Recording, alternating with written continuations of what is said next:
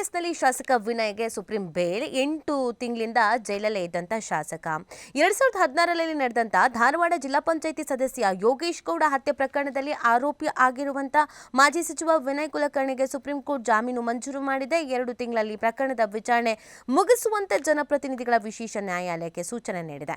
2025ರ ಜೂನ್ನಿಂದ ವಿನಯ್ ಕುಲಕರ್ಣಿ ಬೆಂಗಳೂರಿನ ಪರಪ್ಪನ ಅಗ್ರಹಾರ ಜೈಲಿನಲ್ಲಿದ್ದಾರೆ. ಶನಿವಾರ ಅವರು ಜೈಲಿನಿಂದ ಬಿಡುಗಡೆಯಾಗುವ ಸಾಧ್ಯತೆ ಇದೆ. ಇವತ್ತು ಜಾಮೀನು ತೀರ್ಪು ಬರ್ತಾ ಇದ್ದಂತೆ ಕುಲಕರ್ಣಿ ಬೆಂಬಲಿಗರು ಧಾರವಾಡದಲ್ಲಿ ಸಂಭ್ರಮಾಚರಣೆ ಮಾಡಿದ್ದಾರೆ. ಈ ಹಿಂದೆ ವಿನಯ್ ಕುಲಕರ್ಣಿ ಅವರಿಗೆ ಜಾಮೀನು ಸಿಕ್ಕಿತ್ತು, ಆದರೆ ಸಾಕ್ಷಿಗಳಿಗೆ ಬೆದರಿಕೆ ಹಾಕಿದ ಆರೋಪ ಸಂಬಂಧ ಕಳೆದ ಜೂನ್ನಲ್ಲಿ ಜಾಮೀನು ರದ್ದಾಗಿತ್ತು. ಇದೀಗ ಮತ್ತೆ ಅವರಿಗೆ ಜಾಮೀನು ಮಂಜೂರಾಗಿರುವಂಥದ್ದು. ಅದರ ಜೊತೆಗೆ ಆದಷ್ಟು ಬೇಗ ಈ ಪ್ರಕರಣವನ್ನು ಮುಗಿಸಬೇಕು ಅನ್ನುವಂತಹ ಸೂಚನೆಯನ್ನು ಕೂಡ ನೀಡಲಾಗಿದೆ. ನೋಡಿ, ಈ ಪ್ರಕರಣ ಸಾಕಷ್ಟು ಚರ್ಚೆಯಾದಂಥ ಪ್ರಕರಣ.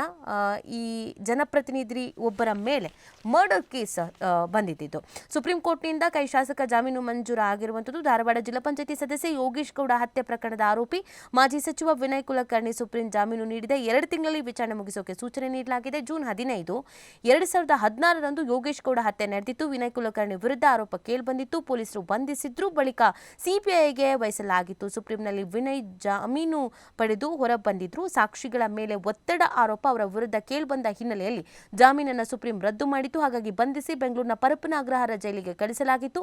ಜನಪ್ರತಿನಿಧಿಗಳ ನ್ಯಾಯಾಲಯದಲ್ಲಿ ಸಾಕ್ಷಿಗಳ ವಿಚಾರಣೆ ಮುಗಿದಿರೋದ್ರಿಂದ ತಮಗೆ ಜಾಮೀನು ನೀಡಬೇಕು ಅಂತ ವಿನಯ್ ಹೈಕೋರ್ಟ್ಗೆ ಅರ್ಜಿ ಹಾಕಿದ್ರು, ಆದರೆ ಸಿಕ್ಕಿರಲಿಲ್ಲ. ಮತ್ತೆ ಸುಪ್ರೀಂ ಕೋರ್ಟ್ಗೆ ಅರ್ಜಿ ಸಲ್ಲಿಸಿದ್ರು. ಈಗ ಜಾಮೀನು ಸಿಕ್ಕಿದೆ.